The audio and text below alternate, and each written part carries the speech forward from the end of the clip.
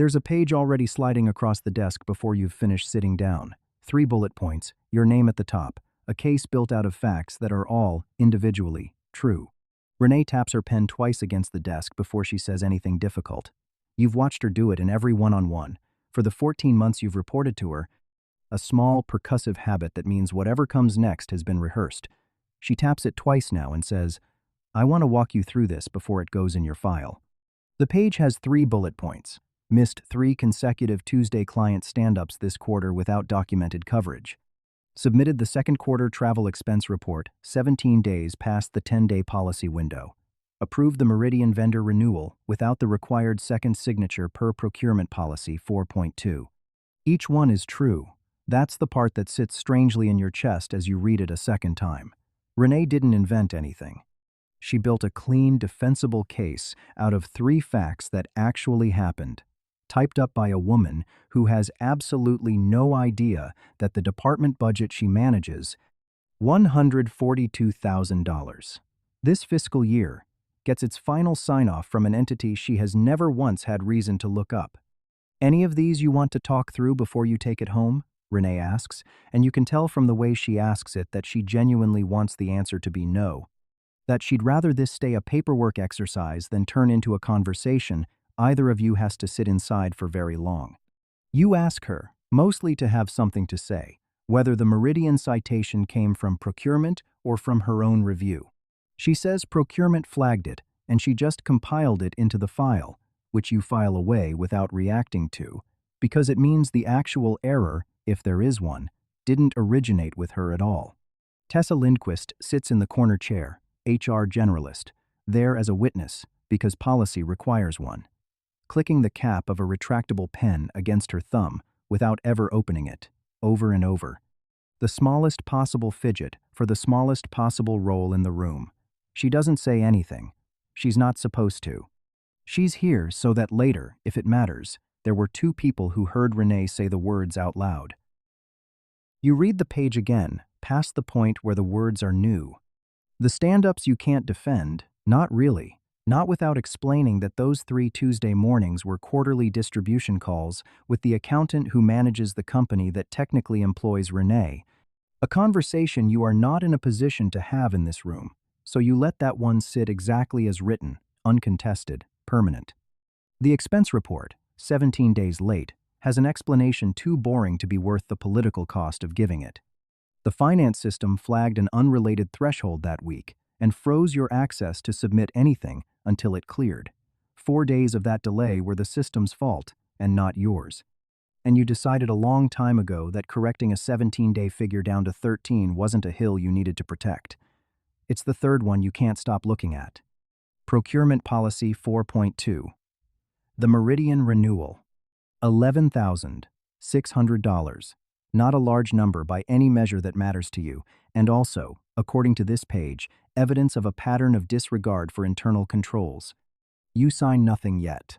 Renee says, not unkindly, that she needs it signed and returned by Friday, that this isn't a termination conversation, just documentation, the kind of thing that becomes a bigger conversation only if it happens again. She taps the pen twice more, a period at the end of a sentence she's been building toward since she sat down, and tells you to take the page with you and think it over. Tessa's pen cap clicks once, twice, a small metronome under the silence. You fold the page once, put it in your bag, and walk back to your desk without saying much of anything, which is its own kind of tell, though nobody in that room is positioned to read it. The part that actually worries you isn't the write-up. You've weathered worse professional moments than this one under a name that isn't the one on any of your ownership documents. What worries you is Procurement Policy 4.2 specifically, because you know something about it that Renee doesn't. There's a carve-out for approvals under a certain dollar threshold, when the person signing off holds a higher tier of authority than the policy assumes, and you hold that authority, quietly, through paperwork that sits one level above anything Halloway's own HR system can see. The Meridian renewal itself is small, $11,600 against a total vendor budget of $460,000, the kind of line item that would never draw attention on its own. What worries you isn't the dollar amount. It's the citation, a policy number, typed into an HR file, sitting in a record system for however many years Holloway's policy requires, available to whoever pulls the file next. Whether that's a new HR director doing a routine check 18 months from now, or someone doing real diligence on the company during a sale you haven't started planning yet. You've spent 4 years making sure your name doesn't appear anywhere anyone would think to look, and a misfiled line in an ordinary disciplinary folder is not where you expected that risk to live. You don't sign the page that night. You sit with it on your kitchen table, 3 bullet points face up, and you think about how a documented pattern always looks cleaner from the outside than whatever actually produced it. Renee sees 3 defensible facts in a folder. She doesn't see the 14 months of quarterly calls, the finance system's threshold freeze, the higher authority tier that makes bullet 3 technically, procedurally wrong, in a way her own department's citation doesn't have the visibility to catch. You could tell her that. You could also, in the same motion, tell her considerably more than that, and there is no version of Friday where those 2 disclosures come apart cleanly from each other. You call Dennis Okafor the next morning, before work, from your car in the parking garage instead of your desk. Dennis is outside counsel, the person who handles the paperwork for the company that technically owns Holloway, someone Holloway's own HR department has never heard of and has no reason to. You don't tell him about the write-up. You ask him, in the driest possible phrasing, whether the higher tier exception under a standard procurement policy like Holloway's would cover a renewal in the $11,000 range, and whether that's the kind of thing someone at Holloway's level could actually stumble onto if they went looking. Is this the sale prep or something else? He asks, and you say something else, and he doesn't push further, which is one of the reasons you've kept him on retainer for 4 years, instead of rotating counsel the way some owners do. Let me pull the actual language instead of guessing, he says. Give me till Thursday. Then, almost as an afterthought, everything okay? You tell him it's a hypothetical for a board question. He doesn't push. You sit in the garage for another 4 minutes after you hang up, not doing anything, just sitting. Thursday takes a long time to arrive, and you fill it the way you fill every other week. A budget review, where you personally approve a client media spend of $91,000 without anyone in the room knowing you're the same signature. The procurement citation was written about. Tessa passes you in the break room on Wednesday, gives you a small, sympathetic, almost smile, the kind coworkers give each other when they've witnessed something uncomfortable and don't know what to do with having witnessed it. For what it's worth, she says, low enough that nobody else hears it, that felt like a lot for 11 grand. You tell her you appreciate that and mean it. And she goes back to her desk without saying anything else, which you appreciate even more than the comment itself. Renee, meanwhile, is completely normal about all of it. A hallway conversation about an unrelated project, friendly even, no indication she's thinking about the folder at all, which somehow makes it worse, not better, because it means the folder isn't personal to her, it's just process. You catch yourself, twice, reaching for your phone to check if Dennis has called, and both times he hasn't. And both times, you put the phone back down, feeling slightly foolish for how much weight you've put on a compliance technicality nobody else in this building would recognize as one. Dennis calls Thursday at 4:51 in the afternoon. You take it in the stairwell. Okay, so, good news. This one's not close. He says, before you've even finished saying hello, which is very on brand for him. There's a carve-out for exactly this. Anything under 15,000, higher tier signer, no second signature required. It's buried in a subsection nobody reads because it almost never comes up. You ask him if he's sure. I'm reading it off the page right now, he says. Whoever wrote this citation just cited the base rule and didn't check the carve-out. Happens more than you'd think. Most HR software doesn't even flag it. You don't say anything for a second, and he asks if you're still there. You tell him you are.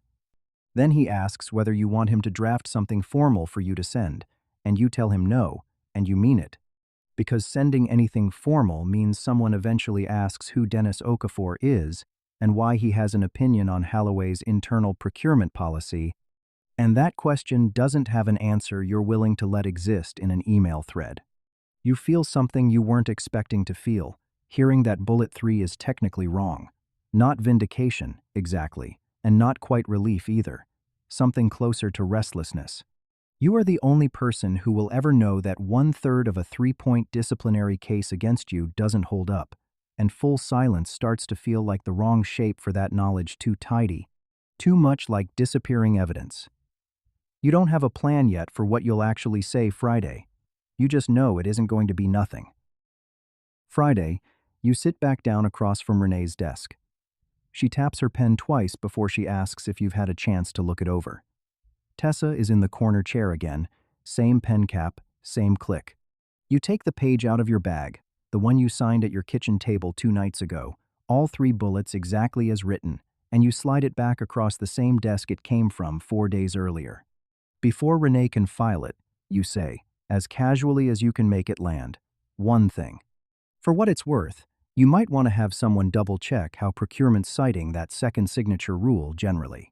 I've heard it gets miscoded sometimes on renewals under 15 grand. Probably nothing here, but worth a look before it goes in anyone else's file.